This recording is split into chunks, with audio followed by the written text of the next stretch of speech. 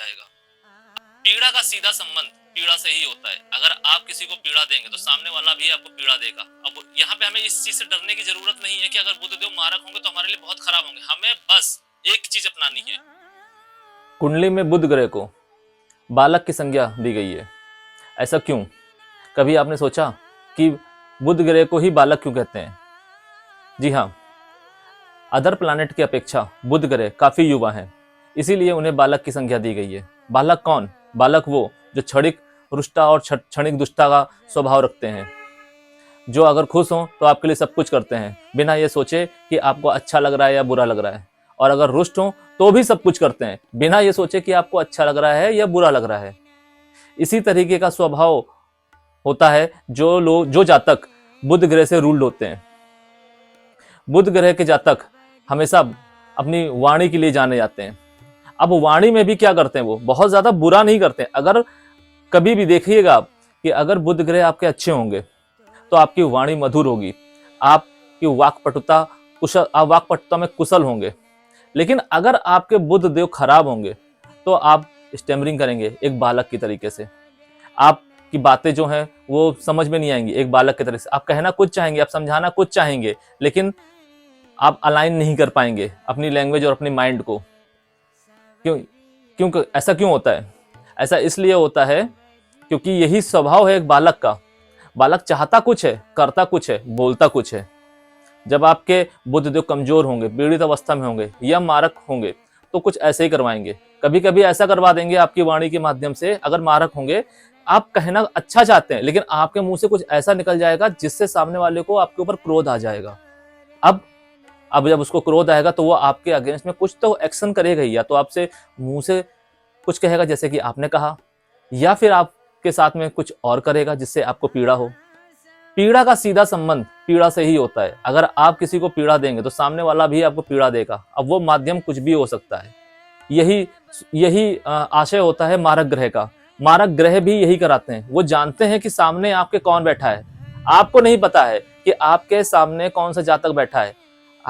बुध ग्रह जो को रूल्ड कर रहा है आपको, वो जानता है कि सामने वाला जातक किस चीज से रूल्ड है। सूर्य से रूल्ड है तो आपको कितना उसको प्रोवोक करना है। अगर वो मंगल से रूल्ड है तो कितना प्रोवोक करना है, किस तरीके की भाषा यूज करनी है। ऐसा नहीं है। कुछ लोग ऐसे भी होते हैं जो बहुत शांत होते हैं, जैसे चंद्रमा, मीन राशि, जो जितने भी जल तत्व की राशि है, ये शांत स्वभाव के होते हैं।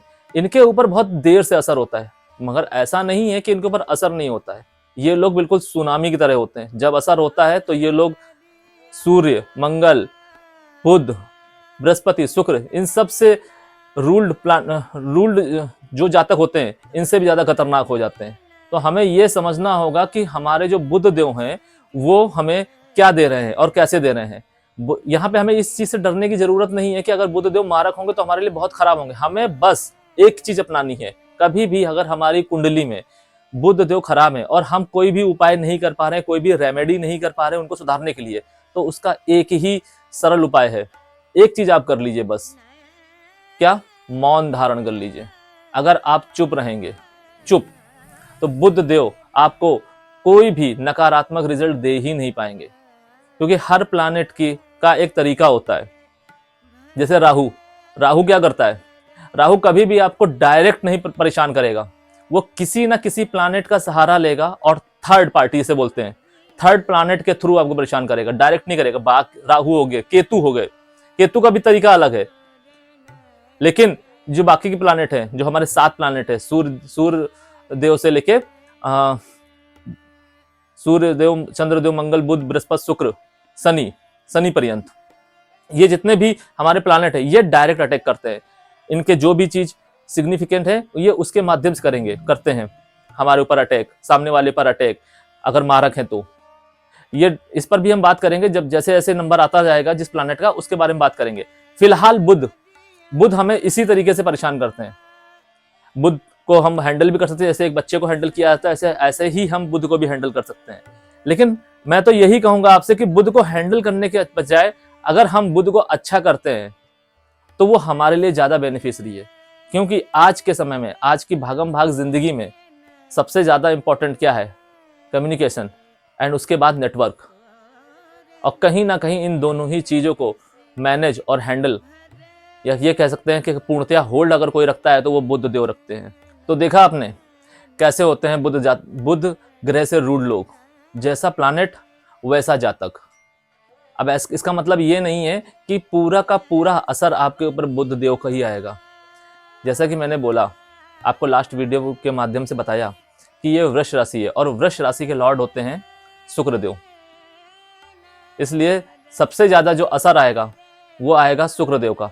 लेकिन प्लेसमेंट अगर लग्न पे कोई दूसरा प्लैनेट आके बैठ जाता है, सूर्य, मंगल, बुध, बृहस्पति, तो उसका असर ज्यादा आएगा। प्लेसमेंट बहुत ज्यादा इंपॉर्टेंट है। जो राशि के सिग्निफिकेंस हैं वो कम ज्यादा हो सकते हैं ये देखकर कि अगर लग्न में कोई दूसरा प्लैनेट आ जाए।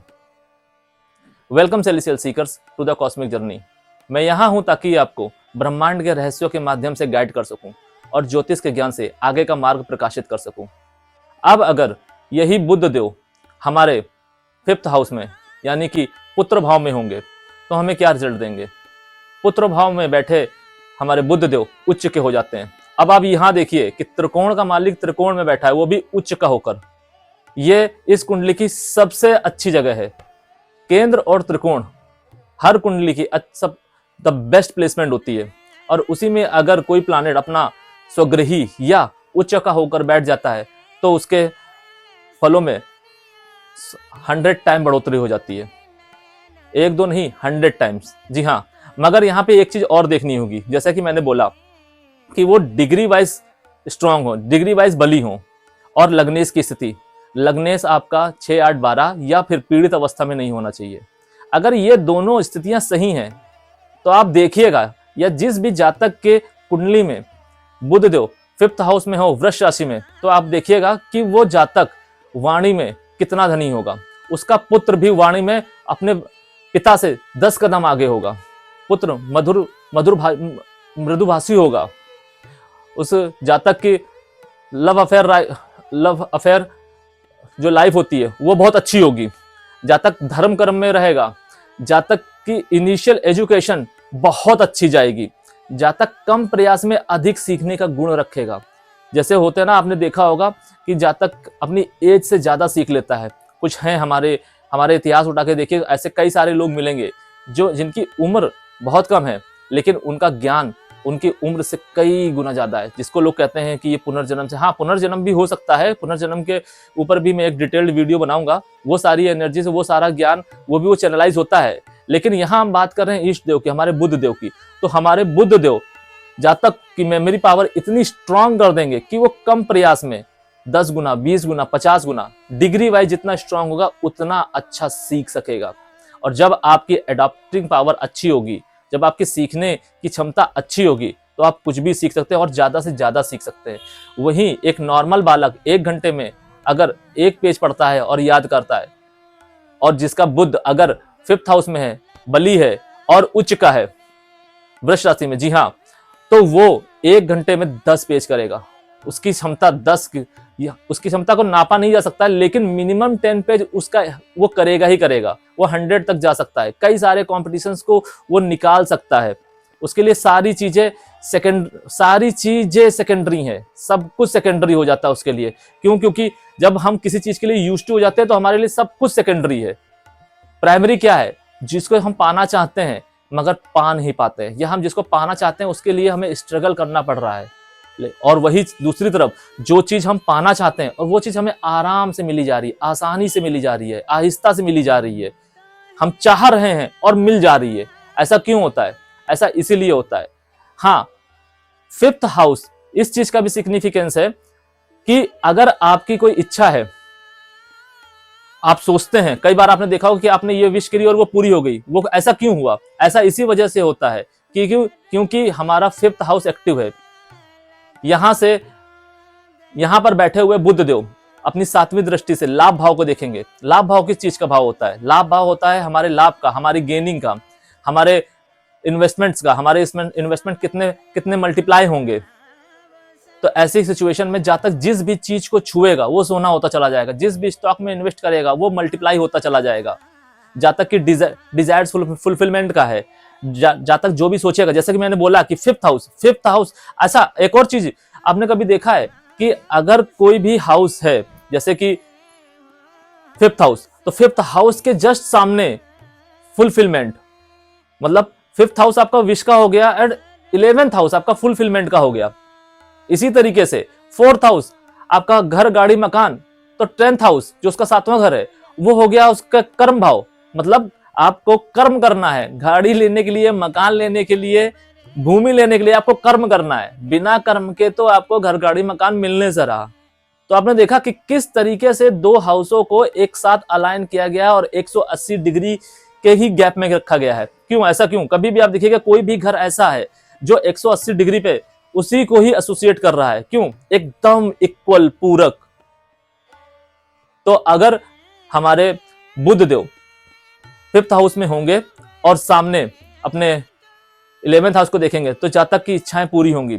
अगर ग्रह बली है, बली अवस्था में हुआ तो जातक सोचेगा और उसकी इच्छा पूरी हो जाएंगी। आपने देखा होगा कुछ लोग सोचते हैं कि यार ये बालक या ये बालिका तो बहुत किस्मत की धनी है, वो जो चाहती है मिल जाती है अपने माँ बाप के थ्रू, अपने रिश्तेदारों के थ्रू। ऐसा क्यों होता है?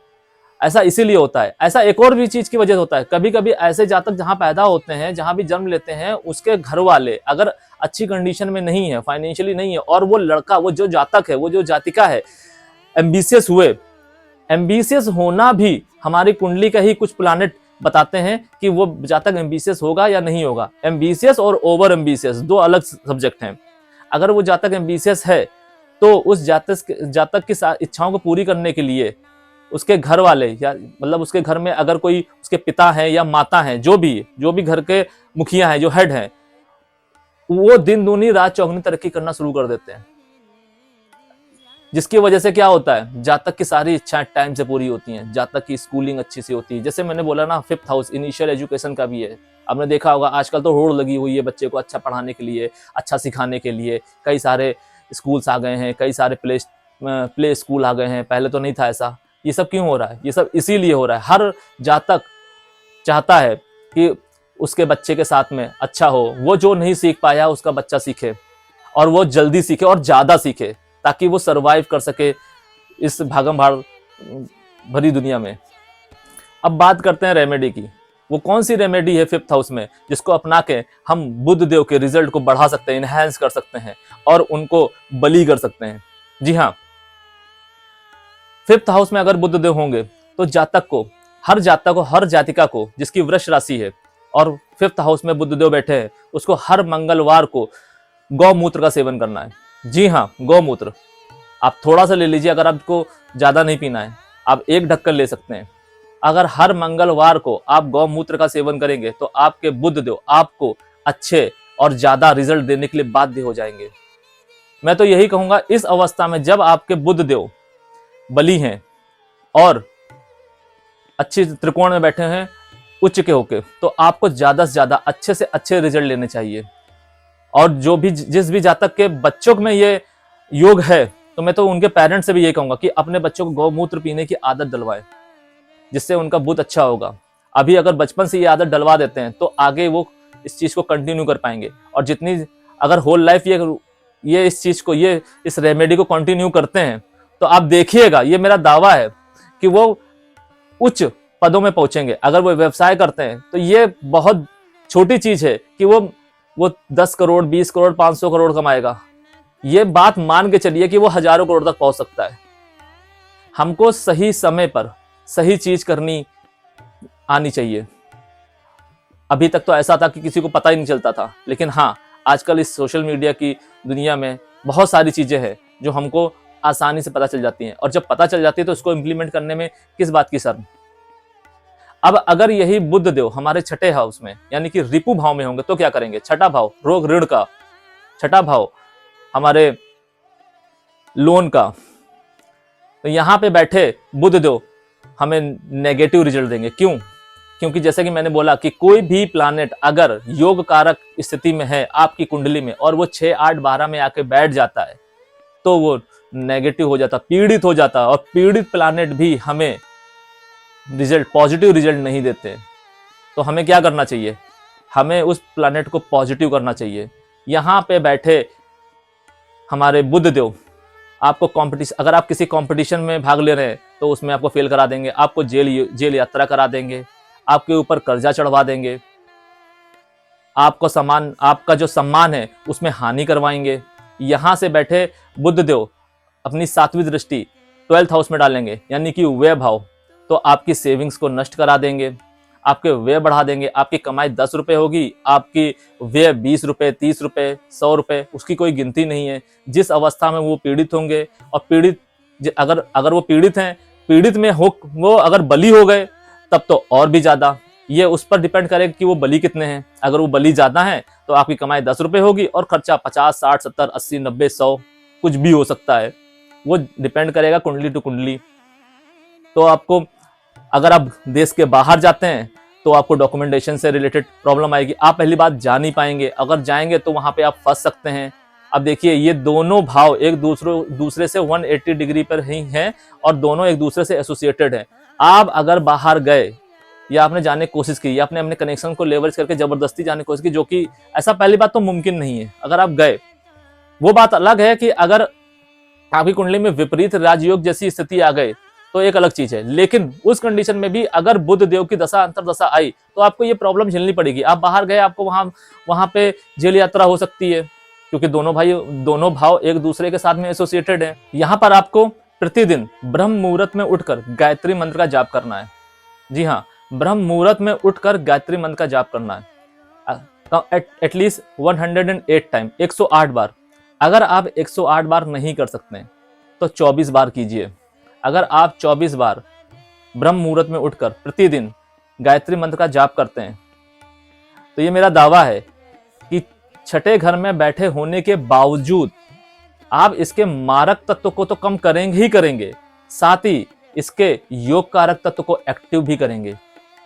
क्यों मैंने आपको जैसे कि बताया कि बुध देव ही एक ऐसे देव हैं जिनको बालक की संज्ञा दी गई है और उनका व्यवहार भी उसी की भांति है। यहाँ पे एक जैसे बच्चा होता ना, रो रहा होता है, भूख की वजह से रो रहा हो या किसी भी वजह से रो रहा हो, तो आप अगर उसे रोना देंगे तो वो और रोएगा और रोएगा और रोएगा। और अपने कैपेबिलिटी के अकॉर्डिंग, अगर वो बड़ा है, थोड़ा बड़ा है, कैपेबल है, तो गुस्सा दिखाएगा। गुस्से में वो आपका नुकसान कर सकता है, कुछ भी कर सकता है।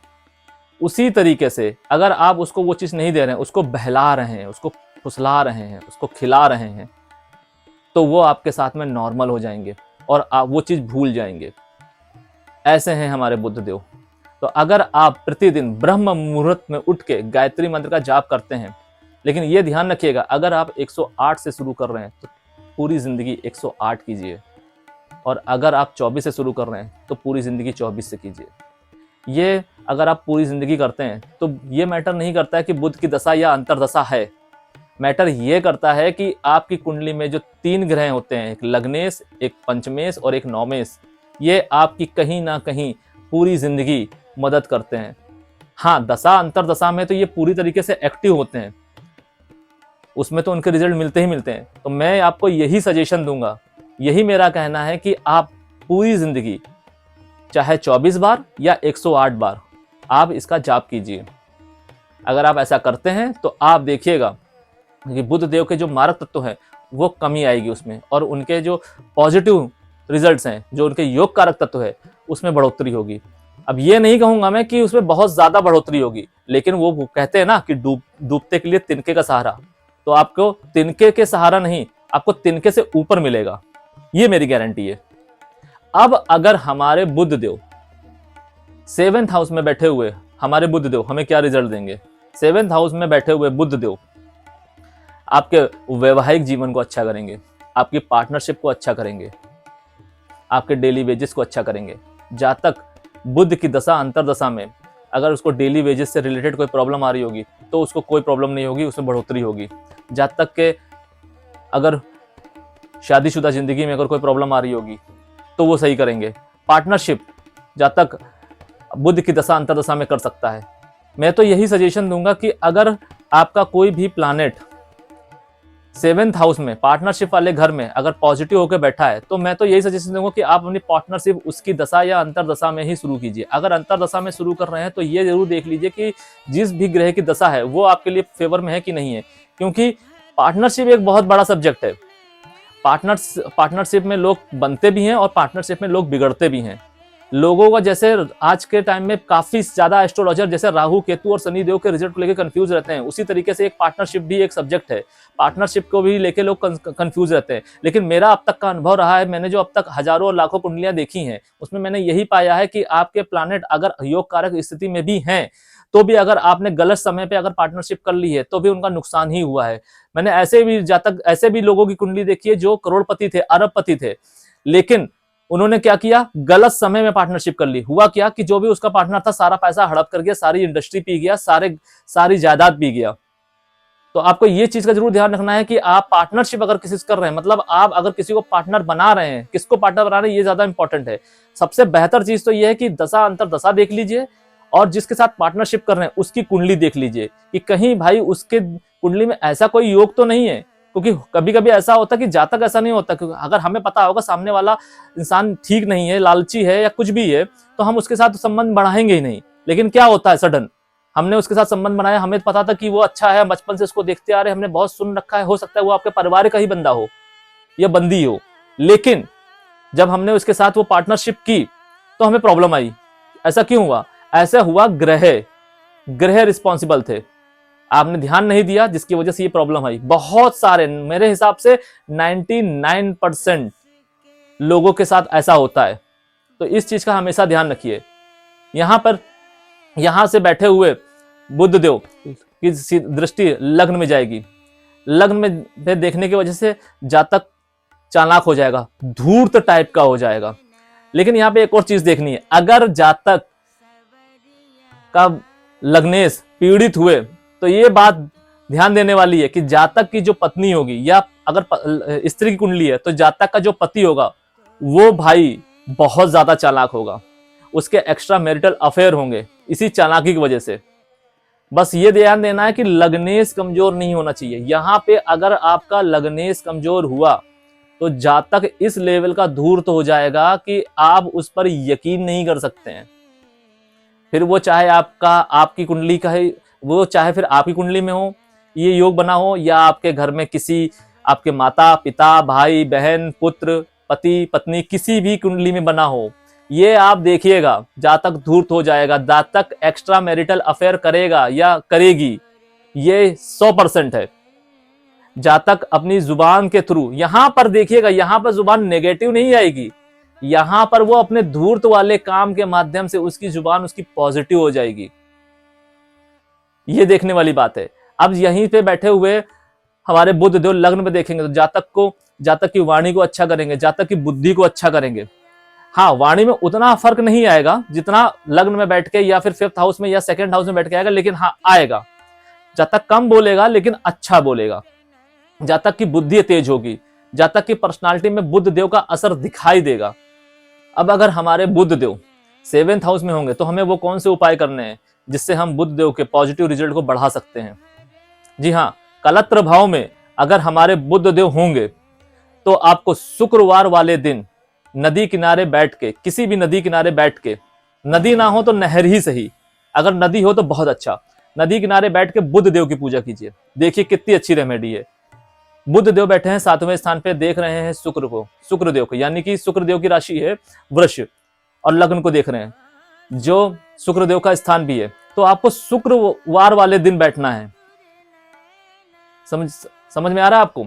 तो आपको शुक्रवार वाले दिन किसी नदी के किनारे बैठकर बुध देव की उपासना करनी, बुध देव की पूजा अर्चना करनी है। अगर आप ऐसा करते हैं, समय कोई भी एक समय, आप सुबह का समय बना लीजिए, शाम का समय बना लीजिए, या फिर 3 संध्याएं होती, तीनों संध्या में कोई भी एक संध्या पकड़ लीजिए जो आपको सही लगती है, मगर आपको समय वही एक समय सस्टेन करना है, उसी समय को कंटिन्यू रखना है। ये नहीं कि आपने एक शुक्र को सुबह कर लिया, फिर शाम को कर लिया, फिर कभी कर लिया, फिर कभी कर लिया, नहीं, ऐसा मत करिए। क्योंकि अगर ऐसा ही स्वभाव देव आपके साथ करेंगे तो आपको कैसा लगेगा? आपको आज जरूरत है 10 रुपए की, देव ने आपको 10 रुपए दे दिए।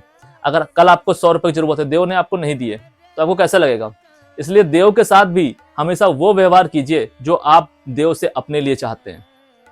तो आपको याद रखिए, तो आपको शुक्रवार वाले दिन नदी किनारे बैठ के बुध देव की पूजा अर्चना करनी है, उनकी उपासना करनी है। अगर आप ऐसा करते हैं तो आपको 7th हाउस और लग्न, यानी कि 7वीं दृष्टि जो लग्न पड़ रही है, उससे रिलेटेड आपको पॉजिटिव रिजल्ट ही मिलेंगे। आपकी पर्सनालिटी में बुध देव की साफ साफ छवि लोग देख पाएंगे, जो ज्ञानवान है। मूर्खों की बात हम नहीं कर रहे हैं। अब अगर हमारे बुध देव 8th हाउस यानी कि आयु भाव में बैठेंगे तो क्या रिजल्ट देंगे? फिर देखिए वही बात आ गई, मैंने बोला ना, कोई भी प्लैनेट अगर 6, 8, 12 में बैठता है तो हमारे लिए वो मारक हो जाता है, क्योंकि यहां पर बुध देव पीड़ित अवस्था में पीड़ित हो गए। अब पीड़ित ग्रह अगर बली है तो हमारे लिए दिक्कत देंगे, क्योंकि जैसा कि मैंने बोला ये आयु भाव है, 8th हाउस हमारा आयु भाव होता है, तो हमारी आयु से रिलेटेड चीजों को प्रॉब्लम देंगे।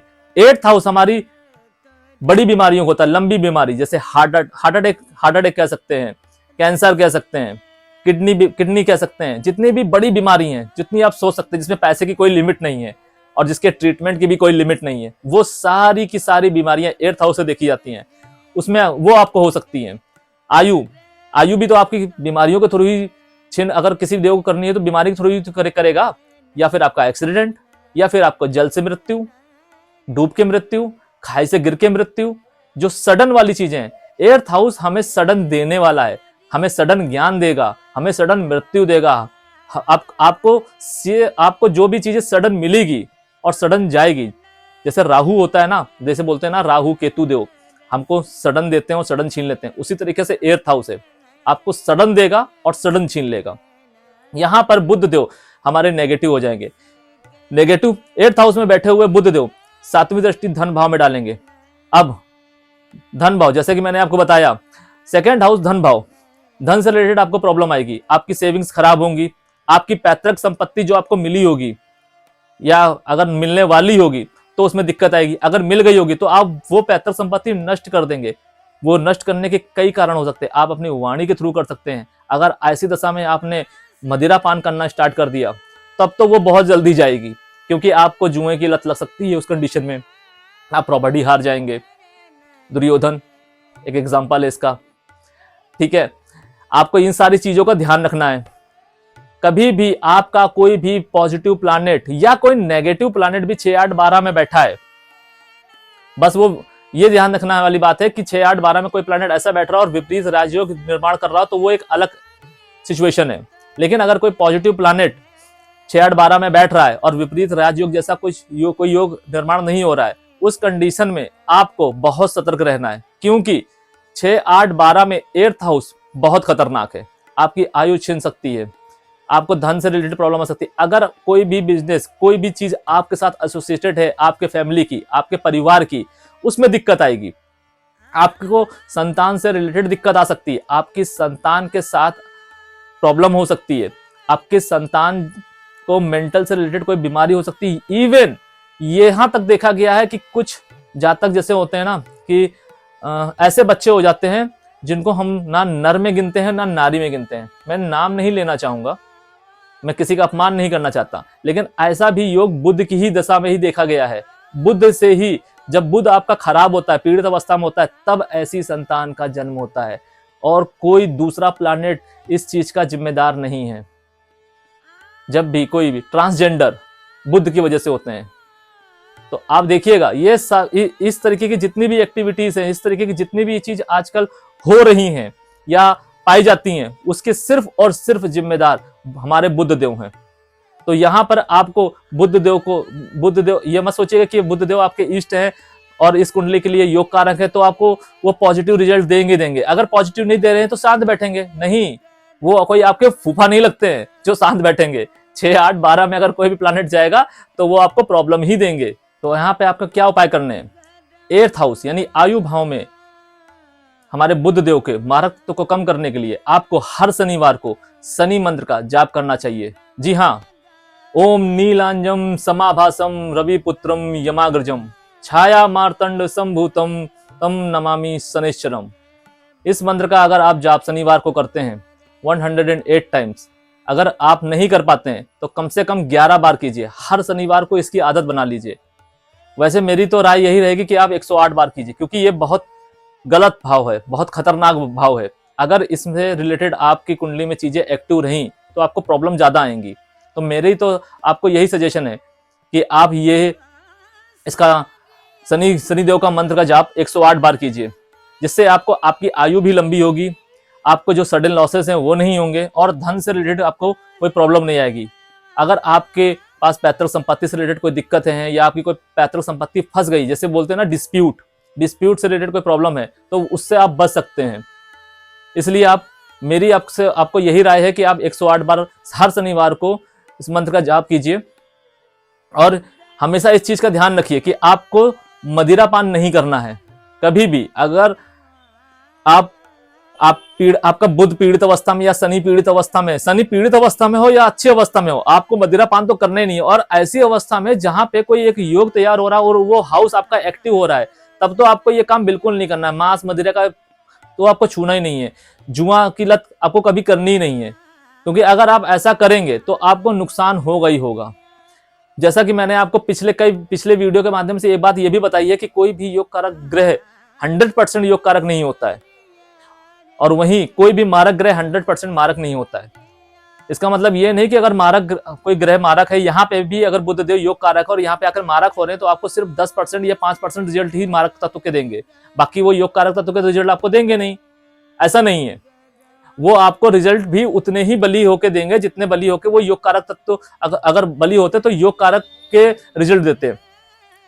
तो यहाँ पे अब ऐसा तो कोई नियम है ही नहीं ना कि अगर आपकी कुंडली बराबर ही है, अगर आपके बुध बली हैं और आपके बुध देव पीड़ित हो जाते हैं या 6, 8, 12 में बैठ के अशुभ हो जाते हैं, तो आप उनकी डिग्री कम कर लीजिए।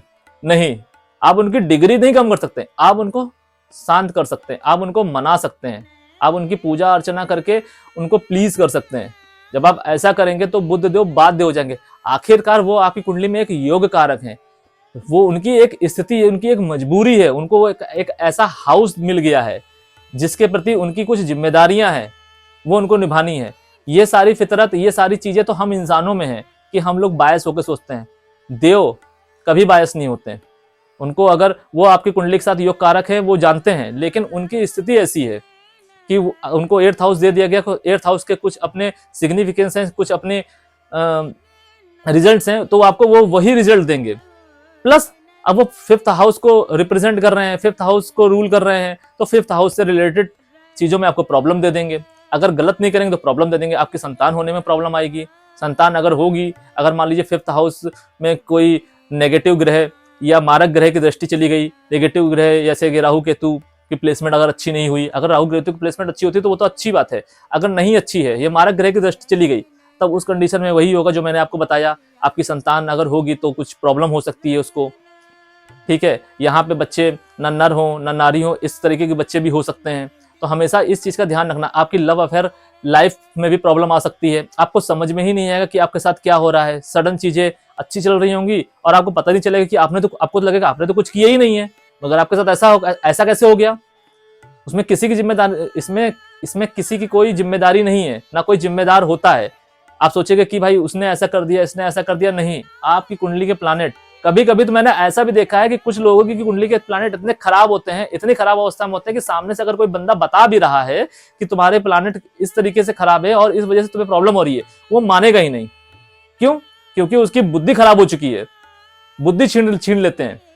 तो आपको ये ध्यान रखना है कि भाई, इसीलिए लोग कहते हैं कि भाई किस्मत में लिखा है इसलिए ऐसा हो रहा है, किस्मत में लिखा है इसलिए अच्छा हो रहा है, इसीलिए बुरा हो रहा है। नहीं, किस्मत वाली बात सेकेंडरी है, आप मानोगे नहीं, आप तो वही करोगे ना अपनी बुद्धि के हिसाब से। और हाँ, वृष लग्न की कुंडली में जातक सबसे ज्यादा अपनी बुद्धि से सोचता है, दिल से कम सोचता है, बुद्धि से ज्यादा सोचता है। लेकिन जब मारक अवस्था में आता है तो उसकी वो जो दिमाग लगाता है ना, वो नेगेटिव क्राइटेरिया चला जाता है। सामने से आपको पता चलेगा कि भाई सामने वाला बंदा अच्छा है, तो वो सोचेगा सामने वाला जो बंदा है वो गलत है, और जो बंदा गलत है उसको लगेगा वो बंदा सही है। क्यों?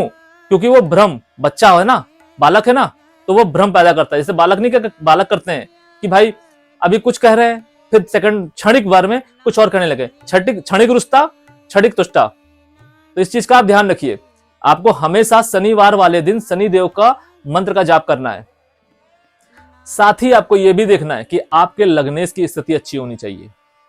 लग्नेश, जैसा कि मैंने आपको हर बार बोला है, अगर आपकी कुंडली में पंचमेश, इष्ट देव या नौमेश, ये 3 ग्रह होते हैं जो आपके कुंडली में साथ चलते हैं, त्रिकोण एक साथ पकड़ के चलते हैं। आपको हमेशा यह ध्यान रखना है कि अगर आपके लग्नेश खराब हुए, पीड़ित हुए, कमजोर हुए, तो फिर आपके पंचमेश कितने भी अच्छे हों, या आपके नौमेश कितने अच्छे हों, या आपके अदर प्लानिट जो अच्छे अवस्था में बैठे हों, या कोई और प्लानिट जो उच्च अवस्था में बैठ के आपको अच्छे रिजल्ट देने के लिए बाध्य हो रहे हों, लेकिन अगर आपका लग्नेश पीड़ित हुआ, कमजोर हुआ, तो आपको रिजल्ट नहीं आएंगे, रिजल्ट कम आएंगे, रिजल्ट ऊपर नीचे हो जाएंगे। इसलिए आपको इस बात का जरूर ध्यान रखना है कि आपके लग्नेश की स्थिति अच्छी होनी चाहिए। अगर स्थिति अच्छी नहीं है तो उससे रिलेटेड आपको उपाय करने हैं, और वो डिग्री वाइज बली होनी चाहिए। और अगर वो डिग्री वाइज बली नहीं है तो उनको उन जिस हाउस में बैठे हैं उस हाउस से बेस्ट रेमेडीज करके आप कर सकते हैं। हाँ, केवल ईष्ट देव ही ऐसे नहीं है जो जिनकी हाउस बेस्ड रेमेडी की जाती है, लग्नेश की भी की जाती है, नौमेश की भी की जाती है, हर प्लैनेट की भी की जाती है। यहाँ तक आपकी कुंडली में अगर कोई मारक ग्रह या अति मारक ग्रह भी है ना, उसकी भी हाउस बेस्ड रेमेडी करके हम उसके पॉजिटिव रिजल्ट लेने के लिए और उसको पॉजिटिव रिजल्ट देने के लिए बाध्य कर सकते हैं।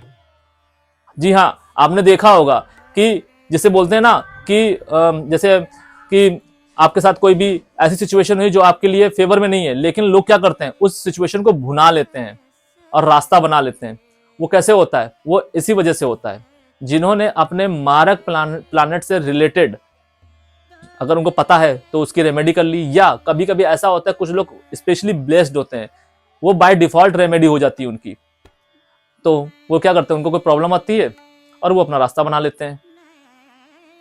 आज के लिए बस इतना ही।